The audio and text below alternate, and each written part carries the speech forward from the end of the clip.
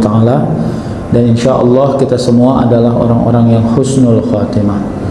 Salawat dan salam kita hadiahkan kepada Rasulullah Sallallahu Alaihi Wasallam. Mudah-mudahan kita tetap istiqomah menjadikan Rasulullah sebagai uswatun hasanah. Bapak Ibu yang dirahmati Allah, merawat kegembiraan tapi pura-pura gembira itu sulit juga. Manusia itu selalu tersandera oleh hajat, cita-cita yang membuat dirinya sering tidak gembira. Itu satu. Yang kedua, kita ini termasuk saya, semoga Allah mau melindungi kita semua, suka cari-cari masalah, padahal menyelesaikan masalah sulit. Sebenarnya jangan cari masalah kalau menyelesaikan masalah itu sulit. Apa masalah yang manusia sering buat kepada dirinya? Membentuk-bentuk selera baru yang padahal dia nggak pernah butuhkan selera itu. Ya, dipaksa-paksanya dirinya untuk selera kepada sesuatu padahal dia tidak membutuhkan. Jadi sebenarnya kebutuhan kita kecil, tapi karena akses hidup kita banyak, kebutuhan kita membesar. Itu kira-kira, sehingga kita ini terjebak dengan selera-selera itu. Ya, kalau sudah punya jam tangan, perlu nggak beli jam tangan baru? Ayo. Ya, tapi kenapa pengen jam tangan baru? Coba. Itu maksudnya, itu saya sering nanya ke diri saya sendiri loh itu. Padahal setahu saya semua jenis jam pasti dia akan memutar waktu aja jam 1, jam 2. Ya bedanya ada yang monolog, ada yang manual, ada yang ini, itu aja cuma bedanya. Tapi akhirnya karena kita kepengen beli jam baru, kita memperbesar selera.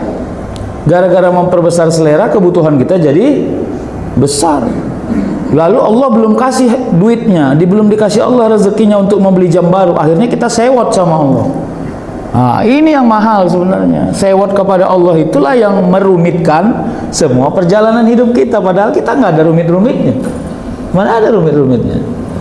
Jadi makanya kita gagal berbaik sangka kepada semua hidup orang yang minimalis. Udah pernah saya ceritakan di sini ya, itu ada seorang pengusaha hebat. Ini cerita apa aja nih, cerita fiktif ya. Pengusaha hebat, dia lagi hebat-hebatnya nih usahanya. Terus dia tanya kawannya, kamu kenal nggak ustadz ulama yang paten, yang selalu saja didatangi orang agar orang minta wasilah doa? Oh ada tuh di kampung sana. Singkat cerita, pergilah mereka ke kampung itu. Dari mulai jalan yang beraspal sampai jalan yang becek, sampai bingung ini apa toke ini, mananya rumah ustadz nih ulama ini. Tenang pak, 2 belok lagi gitu. Udah mulai ragu dia. Begitu dah belokan terakhir, itu pak, itu nampak atapnya itu pak, itu yang tepas itu, itulah rumahnya. Ditengok sama pengusaha ini, rumahnya pun udah mau runtuh. Lalu apa dia bilang sama supirnya? Pulang, putar balik. Loh kenapa? Nggak jadi. Kalau seandainya doanya makbul, kenapa nggak dia mendoakan dirinya sendiri supaya kaya? Tengoklah rumahnya itu, udah mau hancur. Pulang. Nah, itu. Meskipun dialog ini terlalu sentimental, tapi saya mau katakan ya kepada kita, ini kan bicara makom ini. Kenapa orang dewasa kayak kita ini tidak lagi selera mandi hujan? Ayo, dulu waktu Bapak Ibu jadi anak kecil kan selera mandi hujan toh? Ya bahkan kalau kita mandi hujan gak kena marah orang tua kita, merdeka kali rasa kita. Wah, kenapa sudah sedewasa ini gak selera mandi hujan? Padahal setahu saya hujan dari dulu sama sekarang sama aja. Karena makomnya sudah berbeda. Makomnya udah gak di situ pak. Ya, anak kecil sekarang disuruh makan udah kayak mau masuk neraka rasanya. Makan, nggak mau, nangis lompat-lompat. Dalam hati mamanya yang nyulang, cobalah aku yang makan ini, gak usah disuruh pun ku bantai nih. Makomnya sudah berbeda, sama kayak orang tadi. Jangan Anda menghitung secara matematik lalu Anda mau minta doa kepada orang, orangnya harus gesturnya gestur hedonis dulu baru Anda. Hati-hati Pak, ada model orang, model hidupnya ini udah begini. Ya Allah, bila model hidup saya yang seperti ini membuat saya tetap istiqomah kepada jalan ketaatan, berilah saya kenyamanan hidup seperti ini. Ada orang sudah model doanya begitu loh. Tapi kan kita belum makomnya di situ. Terus kita menghitungnya secara matematis. Hati-hati loh Pak. Oh, ini bukan tentang orang yang jual obat penumbuh rambut tapi dia botak. Ya memang nggak ada lah orang yang mau beli. Kira-kira kan gitu. Dia, ayo obat-obat penumbuh rambut sini-sini. Ditengok orang nggak ada rambut kawan tuh ya kan. Kayak, kalau itu bolehlah Anda pakai hitungan matematis. Tapi kalau tentang taat kepada Allah nggak boleh dong. Hati-hati ya. Rasul aja tuh dalam beberapa hadis, walaupun doa ini perlu di apa ya, hadis ini juga perlu di apa namanya, ditashih ya. Allahumma ahyini miskina wa amitni miskin, kira-kira gitu. Ya Allah, hidupkan aku bersama orang miskin, matikan aku bersama orang miskin, dan gabungkan aku, kelompokkan aku bersama orang-orang miskin. Di dalam asbabul wurudnya disebut waktu itu ada satu kelompok orang miskin yang ketemu Nabi. Orang miskin ini konteksnya tidak orang yang hartanya nggak banyak, kira-kira gitu ya. Terus bilang, ya Rasul, doakanlah kami. Mereka itu pengennya Rasul mendoakan, ya Allah kayakanlah orang ini. Kepengen orang itu gitu doa Nabi gitu. Rupanya doa Nabi, ya Allah hidupkan aku. Terkejut itu doanya, kok kayak gini doanya gitu. Kalau saya sih paham itu doanya, doa Nabi kenapa begitu. Karena Nabi ingin bilang sama orang-orang yang merasa hartanya nggak banyak, Anda itu nggak rendah loh di hadapan Allah, kira-kira gitu. Anda itu nggak rendah. Buktinya Anda nggak rendah. Aku, kata Rasul, mau bersama engkau meskipun kau dalam keadaan miskin, kira-kira gitu. Jadi saran saya, kita jangan merendah-rendahkan diri kita. Kalau konteksnya adalah dunia, dunia ini terlalu lezat memang. Sayang kalau nggak diikuti dunia ini. Ikutilah. Cuma harus ada rule-nya. Rule-nya itu apa? Imtisalul awamir wajtinabun nawahi. Yang Allah perintah jangan ditinggalin, yang Allah larang jangan dikerjain. Udah gitu aja, itu rule-nya. Ingat ya, ngomongnya sederhana tapi mempraktekannya rumit loh itu. Serius. Kenapa? Itu teori tanggok yang saya bilang. Kadang-kadang fokus kita masih di dosa besar, ternyata kita sudah nggak lagi melakukan dosa besar. Ternyata kita ini sering terjebak-jebak dengan dosa yang kecil, tapi karena tanggoknya lubang-lubangnya besar-besar, ya ikan kecil nggak dapet. Ya, tanggok yang lubangnya besar, dia hanya bisa mendapati ikan yang besar, nggak bisa dapat ikan kecil. Nah sekarang kalau kita ini sudah alhamdulillahnya tidak terjebak dengan dosa besar, jangan berhenti di situ. Ya, coba di screening balik. Mana dosa-dosa kecil yang masih kita terjebak-jebak? Piktor, tahu piktor? Pikiran kotor, syahwat, gosip, gibah, apa lagi itu, dongkol. Hal-hal yang kelihatannya sederhana tapi ternyata itu merusak imunitas kita loh. Bayangkan kalau kita itu, na'udzubillah ya, makanya memang kalau Allah beri kita kekuatan, mudah-mudahan ya. Rasul itu salah satu kehebatannya adalah Rasul itu sudah menyiapkan diri, tidak sempurna dilihat orang, sehingga kalaupun banyak orang yang memfitnah dirinya, dia sudah mempersiapkan diri untuk itu gitu ya. Jadi suasana batin yang kuat gitu ya. Tapi kan kadang-kadang kita nggak siap untuk itu, karena kita mau cara orang menilai kita sesuai dengan apa yang kita pikirkan, itu yang nggak boleh. Ya, awak ramah sama orang dibilang keramahan, awak nggak negur orang dibilang sombong. Ya memang nggak ada yang tuntas. Ya sekarang kita berada di mana? Ya makanya kalau Anda negur orang, tegurlah bukan sebab sesuatu yang sangat duniawi, tegurlah karena memang itu memang sikap yang paling etis dalam perjalanan hidup kita, menegur orang. Kalau teguran Anda mengandung fitnah, berhenti menegur orang. Jangan pula laki-laki neguri bini orang. Nah itu nggak usah. Kenapa? Muncul fitnah di dalamnya. Ya, jangan pula bini orang negur suami orang, nggak usah. Ya, kadang-kadang, apa kabar Bu? Sehat? Suami Bu sehat nggak? Udah lama ya kita nggak jumpa. Saya seringnya jumpa sama suami ibu loh. Suami ibu kok jarang ya? Ya baguslah jarang jumpa sama bininya. Kalau sering malah aneh. Kenapa Anda sering jumpa sama bini orang? Paham nggak kira-kira itu role-nya? Ya begitulah dia. Jadi inilah kekuatan yang mau kita luruskan, Bapak Ibu. Kenapa? Karena setan itu sampai kita sakaratul maut baru dia the end menggoda kita. Selesai. Udah gorgoroh kita baru cabut dia. Kalau enggak, dia masuk di mimpi kita, dia masuk di angan-angan kita. Itu kenapa disebut di dalam toilet jangan lama-lama, itu kira-kira gitu. Kenapa? Karena setan itu punya simpul-simpul tempat yang dia memang suka itu. Ya. Kenapa tidur itu harus baca doa? Itu bukan simbolik loh, doa tidur itu. Doa tidur itu adalah untuk meretas virus-virus yang berpotensi masuk ke dalam perjalanan tidur kita. Ya. Kenapa tidur itu diiringi dengan zikir, jangan diiringi dengan hal-hal yang sifatnya angan-angan. Kenapa sampai ke situ para ulama kita mencoba menarasikan batasan-batasan kehidupan? Kenapa makan harus pakai tangan kanan? Coba itu. Kan kalau mau dimeleak-meleak kan, dibilanglah nanti Islam ini kurang kerjaan, yang nggak penting pun diurusi. Oh enggak. Justru karena pentinglah maka diurusi. Ah gitu dia. Nah, Bapak Ibu, potensi yang kedua itu di dalam surah Al-Ahzab ayat 41 ya. Ya ayyuhallazina amanu zkurullaha dzikran katsira. Nah, masih ingat nggak tuh yang saya bilang di kajian-kajian yang lalu? Secara metodologik, kalau kita baca Quran, jangan pisahkan kepentingan kita dengan apa yang disampaikan Allah dalam Al-Quran. Jangan dipisahkan. Kira-kira gini, Quran ngomong A, suasana batin awak ngomong C, ya nggak ketemu memang. Jadi membacanya sudah sempurna, bagus itu. Membacanya aja berpahala.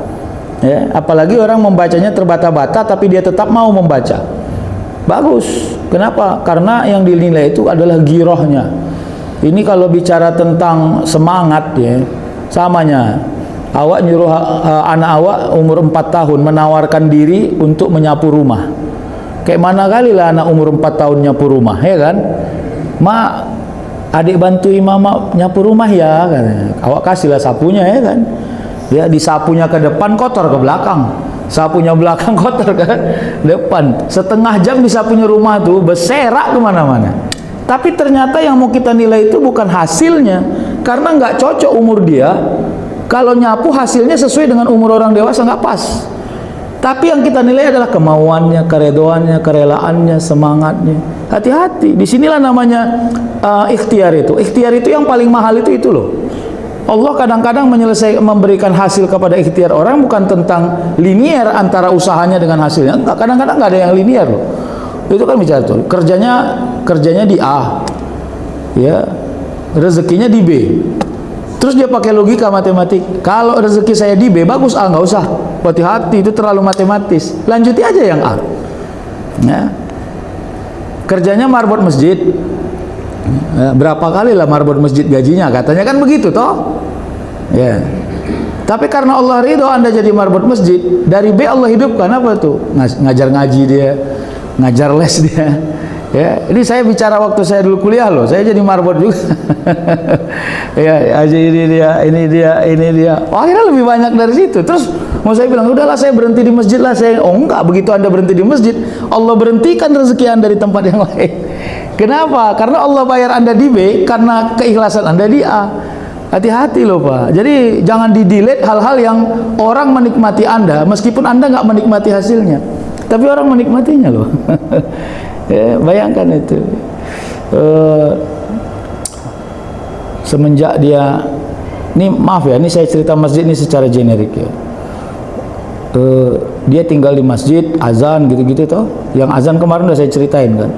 Terus pernah ada wirid Yasin di masjid, dia buat kopi, dihidang sama orang-orang yang lagi wirid Yasinan. Orang sur kali dengan kopi buatan dia. Akhirnya setiap ada wirid Yasin disuruh dia buat kopi. Udah 6 bulan wirid Yasin sebulan sekali, asik dia aja yang buat kopi. Lama-lama merajuk lah dia. Awak digaji di masjid kan untuk azannya sama ini. Ini awak buat kopi nggak pernah digaji. Oh enggak, tenang, nikmati aja itu. Kadang-kadang Allah buat tuh hati-hati orang. Besok orang buat walimahan, Anda dipanggil. Besok ada orang dengar informasi, ini ada pekerja di kantor kami. ada rekomendasi nggak? Kalau bisa sih yang bisa imam. Teringat dia nama awak. Itu payah loh Pak ingat nama awak. Di kepala orang ada 100 nama. Nama awak nomor 1. Nggak mudah itu Pak. Tapi memang jangan diintervensi kapan waktunya. Karena itu bukan urusan kita. Nah itu. Kalau saya termasuk percaya yang gitu-gitu kalau saya.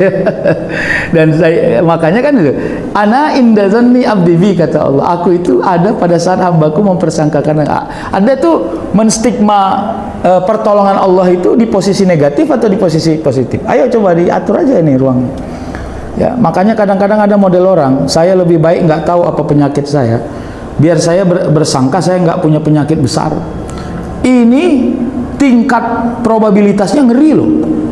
Ya, kenapa? Berarti Anda nggak mau merawat diri Anda. Tapi ada orang yang justru terjaga imunitasnya ketika dia nggak tahu sesuatu yang membahayakan dirinya.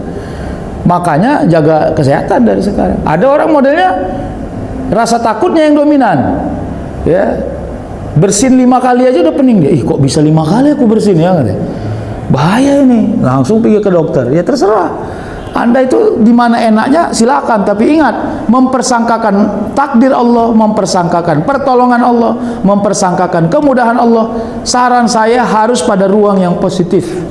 Jangan ruang yang negatif, jangan ruang yang defensif, harus pada ruang yang ofensif. Kenapa? Karena Allah tidak akan mungkin memberi sesuatu yang jelek. Nah, pada ayat ini apa kata Allah? Wahai orang beriman, uzkurullaha zikron kasiro. Ya, ingatlah Allah, sebutlah Allah. Ya, pada sebutan, pada ingatan yang kasir. Nah, coba ini pakai berpikir filosofi.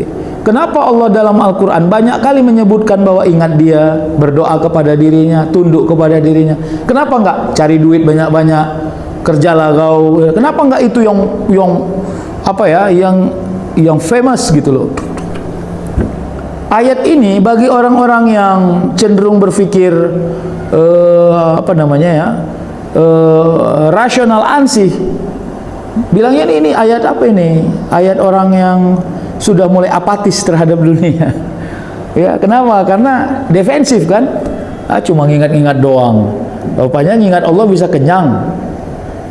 Kita balik logikanya. Rupanya orang kenyang bisa sehat. Apakah orang nggak kenyang nggak sehat?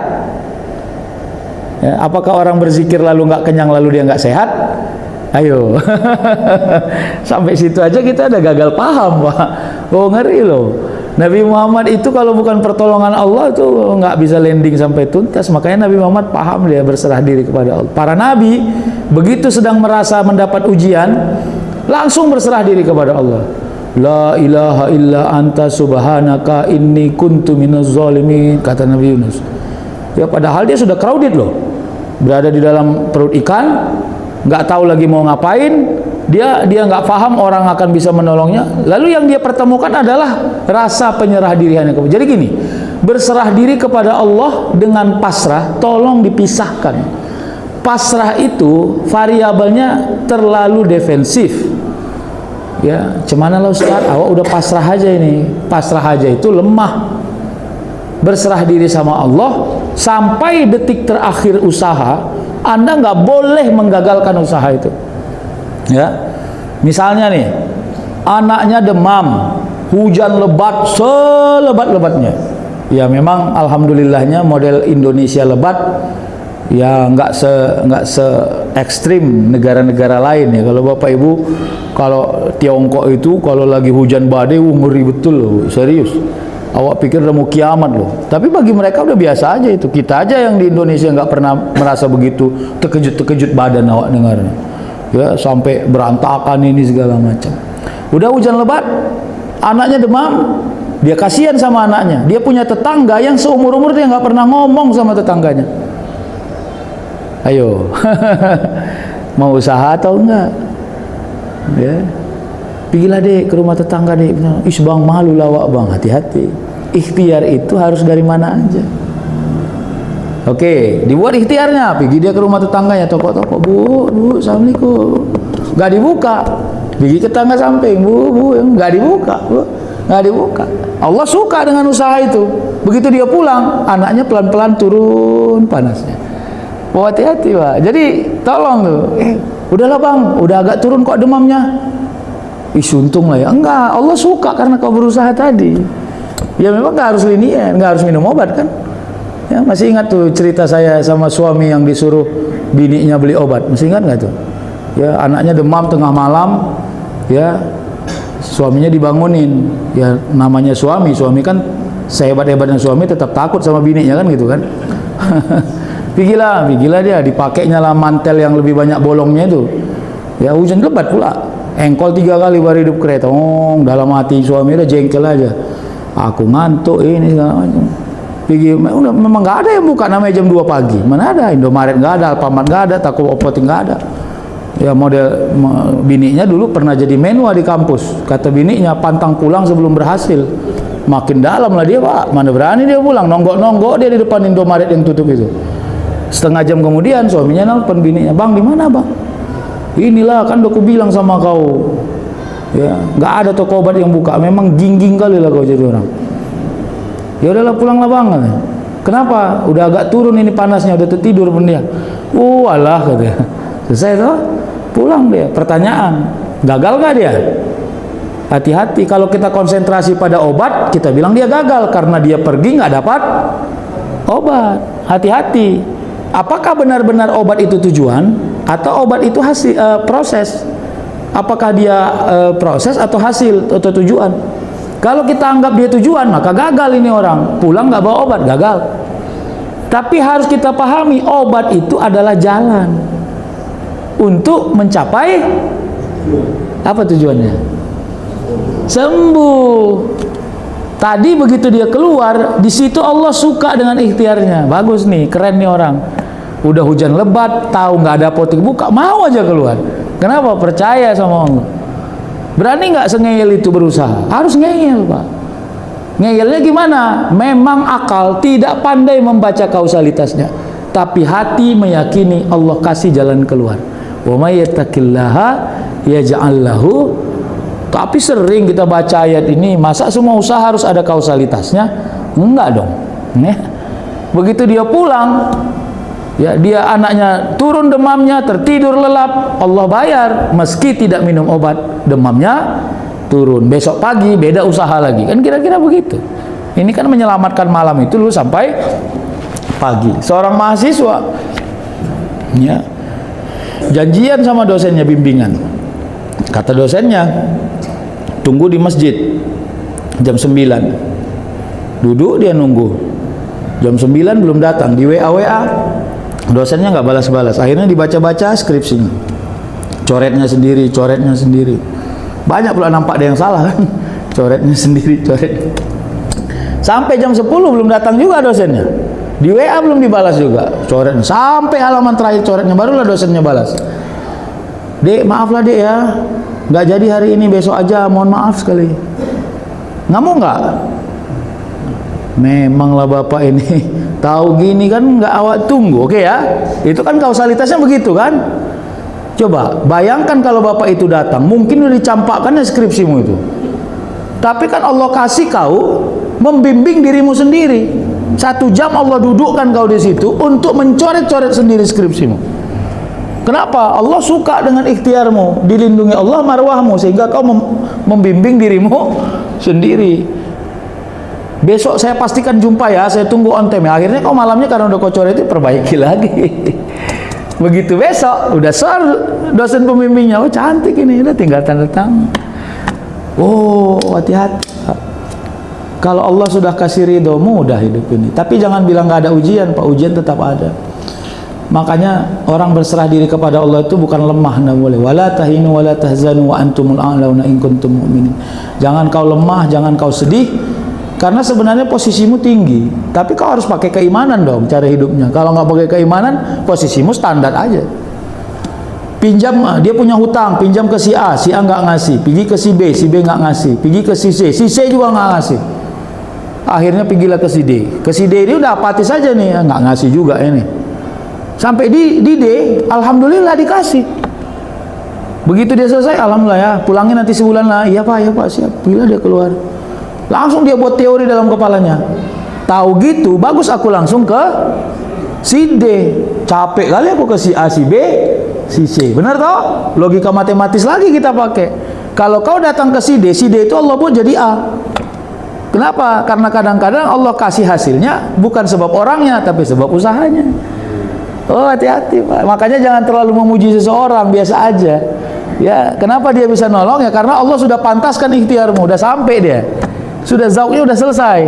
Tinggal hasil nih sekarang. Berapa banyak kita yang begitu? Jadi makanya apa kasus yang kita punya? Saya kadang sering menghibur diri saya dengan begini. Ya, kalau engkau merasa ujian hidupmu berat dan kau tidak bisa menjadikan manusia lain sebagai contoh-contoh untuk mendamaikan hatimu, direct kepada para nabi. Saya sering mencontohkan di banyak majelis Nabi Nuh sebagai contoh. Kurang loyal apa itu umatnya kepada dia? Disuruh buat kapal padahal airnya nggak ada. Kata orang gila itu Nuh. Tapi umatnya loyal loh. Dibuat kapal itu Pak. Tapi dia punya anak ingkar kepada Allah. Bayangkan itu. Saya kalau membayang-bayang itu saya tahu diri loh. Saya ya Allah, ampunkan saya. Ujian saya ini tidak semewah ujian-ujian orang yang dekat kepada engkau. Orang yang dekat kepada engkau aja ujiannya ngeri-ngeri sedap. Nah, awak nggak dekat dikasih ujian sedikit sok-sok kreak. Nah itu. Jadi makanya untuk itulah membangun level yang inklusif gitu ya. Inklusif. Ya kalau masih diuji masih normal gitu loh. Yang gawat nggak diuji itu. Ya samanya itu. Kalau awak ngajar udah 4 kali pertemuan nggak masuk-masuk kan nggak dikasih ujian sama gurunya, sama dosennya. Kalau di kampus begitu. 4 kali Anda nggak ketemu, pertemuan kelima yuk nggak usah masuk kelas lagi. Nggak apa-apa, udah bebas, nggak masuk kelas, nggak ujian, ya udah. Kalau bagi orang yang abnormal dia bilang, ore aku nggak masuk kelas lagi, ore aku nggak ujian. Ya iya, tapi Anda tinggal semester. Gitu aja, udah normal aja itu. Dan ini kita akan jalani terus Pak. Tadi di awal saya sudah bilang, yang saya bilang adalah kalau payah menyelesaikan masalah jangan cari masalah. Itu kunci sebenarnya. Itu kunci. Kalau menjalani hidup ini ribet, melevelkan hidup kita sama dengan hidup orang, maka jangan jadikan hidup orang sebagai tauladan untuk urusan dunia, supaya hidup orang tidak jadi masalah dengan kita. Udah gitu aja. Kalau bahasa Medannya jangan ange, udah. Jangan ange model hidup orang lain dan minta sama Allah untuk dihindarkan rasa ange. Bisa nggak begitu? Ya Allah, ini saya kalau mau membangga-banggakan diri dengan harta saya nggak ada nih. Harta saya biasa-biasa aja. Berikanlah saya kekuatan lain bisa membanggakan bahagia diri saya dengan cara yang lain. Kuatkan saya ya Allah. Apa yang Allah beri? Setiap dia pulang ke rumah, anaknya lompat-lompat kayak hari raya. Ayah pulang, ayah pulang. Oh enak loh Pak pulang kayak gitu Pak.